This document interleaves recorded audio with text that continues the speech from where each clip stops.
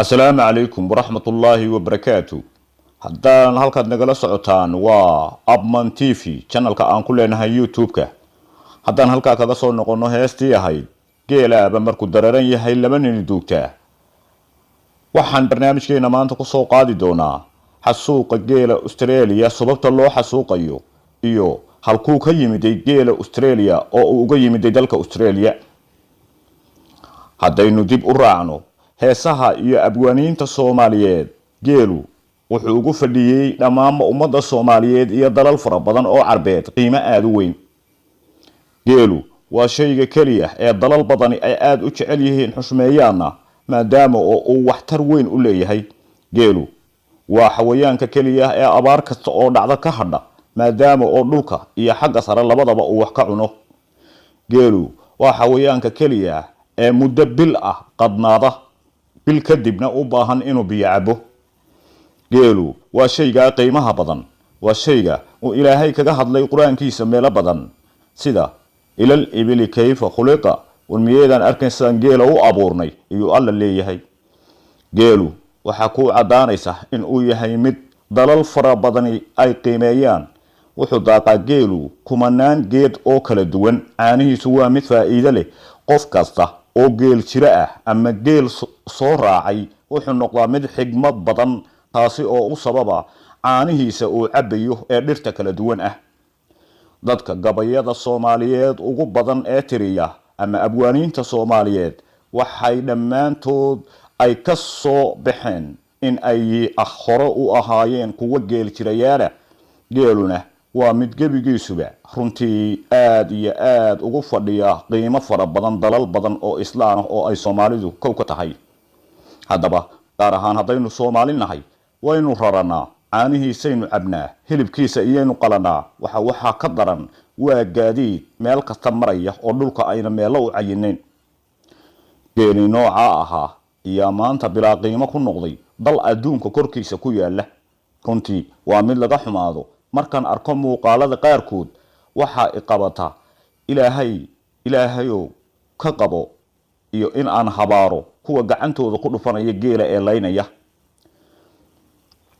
waa wax aad looga xumaado geela in uu qiimo aad u weyn u leeyahay, balse ayna dadka Australiyaanka ah ayna garanayn. balse waxaad ogaataa in Australiyaanku ay ka faa'iideysteen 2009 iyay ahayd markii dawladda Australia 20 milyan ay ku bixisay 3 meeloodoo meel sidii loo xasuuqi lahaa geela Australia ku dhaqan ee aanay cidina lahayn ee duurka ku nool. geela dawladda Australia waxay u sababaysay oo ay sheegtay sababta ay u dilayaan inay tahay 3 qodob oo kala ah: in geelu uu soo galo wadooyinka waaweyn ee laamiga ah, kadibna uu sababo shil baabuur, dadkana uu halkaasi ay dad badan ku dhintaan. sidoo kale waxay sheegeen in ay dalkooda sida ay sheegeen biyuhu ay ku yar yihiin, kadibna uu geelu yahay mid biyo badan caba. waxa kale oo ay sheegeen in uu geelu dhirta quruxda badan uu dhammaantood cunayo, taasina uu keeni karo in uu dhirta xaalufiyo kadibna aanu kulaylku uu nagu saajido. waa sababo riqiisa oo aan macna lahayn. maaha dad fahansan geelu wuxuu yahay ee waa dad u dhaqmaya sidii xawayaanka. midda kale waxaad ogaataa in ay geelan ka faa'iideysteen oo qaaradooda ay kaga faa'iideysteen maantana ay leynayaan markii ay ka faa'iideysteen.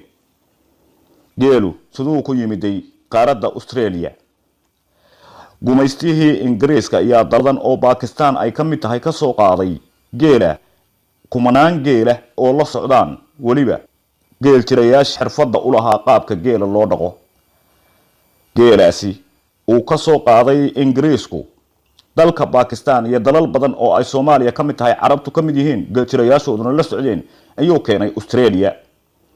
qaaradda Australia waqtiga ma lahayn tareeno mana lahayn baabuuro mana lahayn wadooyin sababta loo keenay ayaa ahayd inay dadka Australiyaanka arartaan laguna ogaado dhul fara badan oo Australia lagu maro maadaama uu gaadiid la fuulo waxna lagu qaado uu yahay geelu. haddaba sida aad ka arkaysaan muuqaalka waa qarnigii 19aad waqtiga geela halka la keenay iyagoo geel jirayaashu la socdaan. haddaba geeli markii ay ka faa'iideysteen ayaa waxa ay bilaabeen in ay xasuuqaan. geeluna waa ka u sababay qaaradda Australia in meelo badan la ogaado.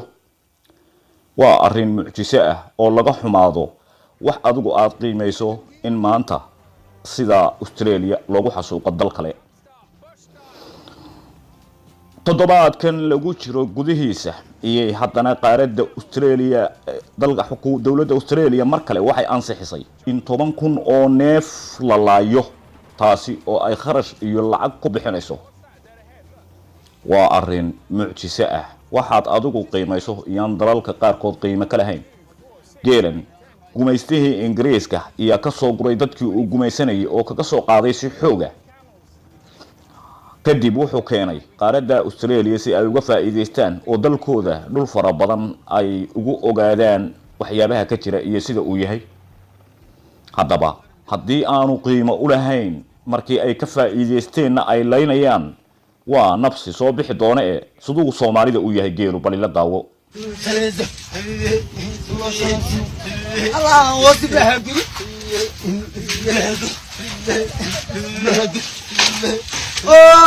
اوه هلا يا ماشي سلام سيدي الله انا قروي قروي قروي الله وقف الله يو وقف لشي الله غادي كاله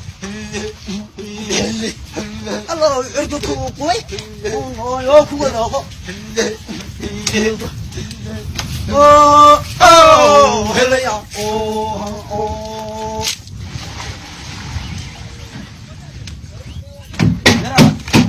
الله غادي هلا يا غادي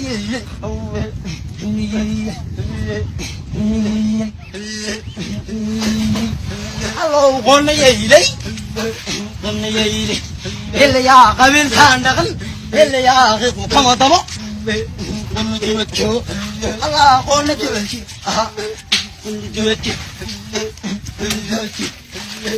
واو هلا يا الله قلنا جوتشي الله قلنا جوتشي قلنا جوتشي هلا يا غيظ كما ضمو كما ضمو كما ضمو غيظ كما ضمو هلو غيظ كما ضمو غيظ كما ضمو